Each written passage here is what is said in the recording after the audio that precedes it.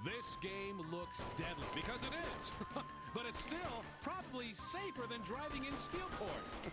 Our competitor isn't from Steelport this time, Zach. Today, we'll be watching the leader of the Saints, the world-famous Stillwater Street Gang. As many times as this former gangbanger has been shot at, blown up, run over, and generally put through hell, this competition probably seems pretty routine.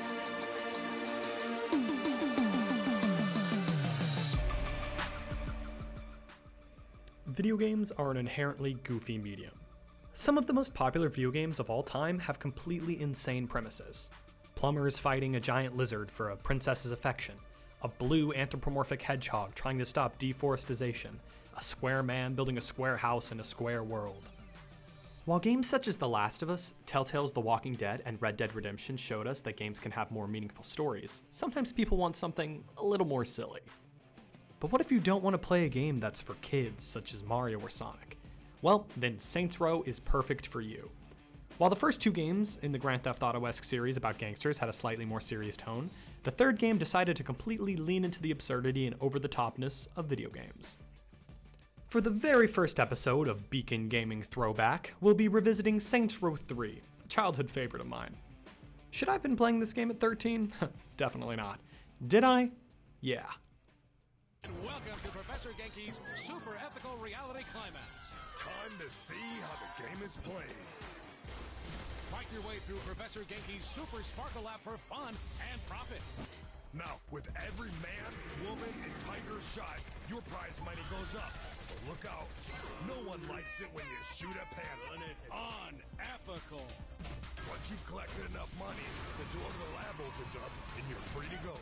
But if you think it's that easy, you've never seen Genki before. Oh, and one more thing. On this show, no one gets to take a break. If you want to stay in the fight, be sure to shoot the first aid target. Good luck. It's murder time, fun time. Let's go ahead and get this out of the way. Saints Row 3 has a stupid story. Heck, everything in this game is pretty silly. This silliness perfectly applied to my middle school sense of humor, and looking back on the game now, I think most of it holds up. That is, if you decide to go with it. Saints Row 3 sees the once petty street gang, the 3rd Street Saints, becoming some of the most famous people alive. The crew has movie deals, their own energy drink, and a clothing brand. When a bank robbery set up to promote the upcoming 3rd Street Saints movie goes awry, the boss and his top lieutenants, Shondi and Johnny Gat, are arrested. Turns out the bank they tried to rob was owned by the biggest crime organization in the world, the Syndicate. The owner of the Syndicate, Philippe Lauren, offers the Saints their lives in exchange for 75% ownership of the gang. The gang refuses and, in an attempt to escape, becomes stranded in the city of Steelport. The Syndicate proceeds to steal all of the Saints' money, leaving them in an unknown city with nothing but their wits. The boss takes it upon themselves to take down the Syndicate and, in the process, re-establish the Saints as the baddest gang in the world. One might not be able to tell by the plot synopsis alone, but this game's story is insane. It features zombies, characters jumping in and out of huge jet planes, and loads of sex and violence. The best part about this over-the-top story is the fact that the game is completely self-aware. It knows exactly how stupid everything in it is, and it uses this to its advantage. Over the many times I've played this game, I can't help but crack up at so many scenes. From small character moments such as the boss and Pierce singing the entirety of Sublime's What I Got, to over-the-top set pieces, the game is simply full of fantastic moments that have aged quite well.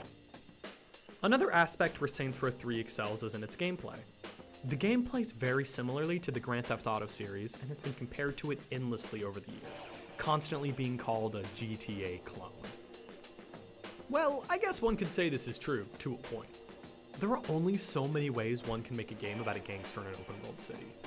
Most of players' time in Steelport will be spent running around, stealing cars, and shooting stuff as you make your way from mission to mission. Saints Row 3 is filled to the brim with side content that unlocks as you make your way through the main story.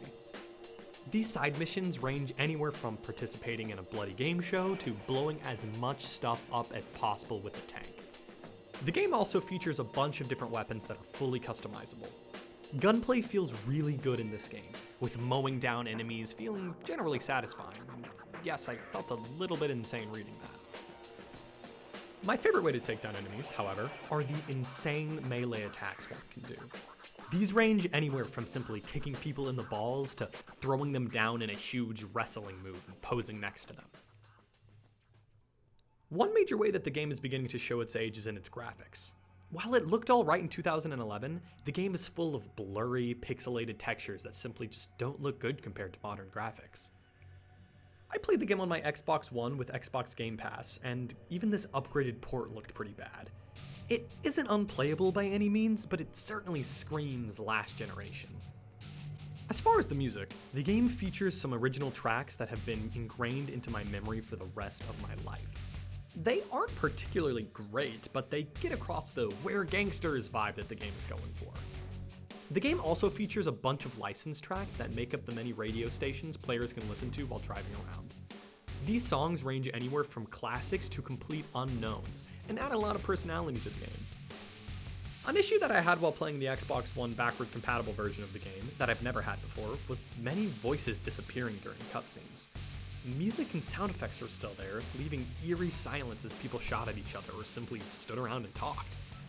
Saints Row 3 ended up being just as much fun as I remember it being when I first played it almost a decade ago. The game features a completely stupid, over-the-top story that still holds up to this day. While it doesn't look the best graphically, the game is saved by its quality gameplay, music, and performances by the actors playing the Saints. If you're looking for an open-world game that'll give you a few laughs, or simply a game where you can run around completing objectives while not really paying attention to the story, give Saints Row 3 another look. Seeing as how I experienced some game-breaking bugs in the Xbox One version, however, it might be best to break out the old PS3 or Xbox 360 to play this one. If you overlook the issues that I had with the Xbox One version, I think I'm going to give this game a 4 out of 5.